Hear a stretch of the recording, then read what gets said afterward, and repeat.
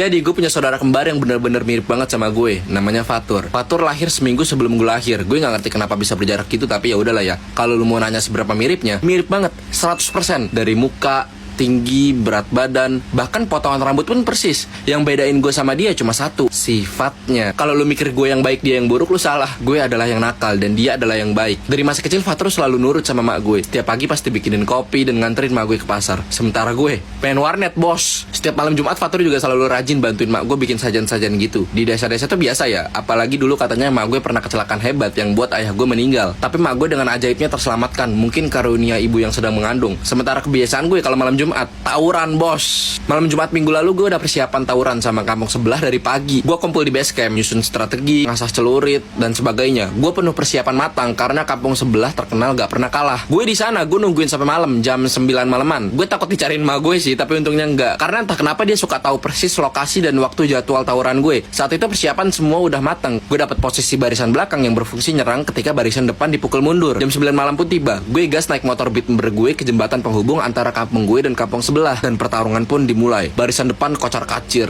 teriakan di mana-mana. Jembatan full chaos malam itu. Ada satu teman gue yang kebacok, tapi musuh ada 3 yang kebacok. Gue teriak dengan senang ketika musuh lari berhamburan, menandakan kemenangan ada di geng gue. Tapi hal yang gak gue tahu adalah malam itu Fatur lagi keluar beli nasi goreng di kampung sebelah, yang artinya dia ngelewatin jembatan ini. Gue tahu hal itu ketika gue sedang teriak kemenangan dan ngeliat ke bawah jembatan ada seseorang yang kayaknya jatuh dari atas. Awalnya gue pengen kabur kayak semua teman-teman geng gue lainnya, tapi gue diem di situ karena gue ngenalin jaket kuning yang dia pakai. Gue turun dan bener aja, itu Fatur dengan luka bacokan celurit menembus hingga belakang tubuhnya. Gue nangis jadi-jadinya, kesal dengan siapa yang tapi lebih nyalahin ke diri gue sendiri yang terlalu sering ngadain tawuran kayak begini. Gue mencabut celuritnya perlahan dari tubuh malangnya. Celuritnya bergambar naga yang gak dipunyain sama geng gue. Pasti geng sebelah. Di sebelah jasadnya ada 1 bungkus nasi goreng yang masih utuh. Ini semua murni kesalahan gue. Gue yang inisiasi tawuran ini. Gue yang buat tawuran ini terjadi. Dan kalau sampai mak gue tahu yang sebenarnya, pasti dia akan sedih gak henti-henti. Dan gue gak mau itu. Gue punya akal. Gue ambil bungkus nasi goreng itu dan pulang sebagai Fatur.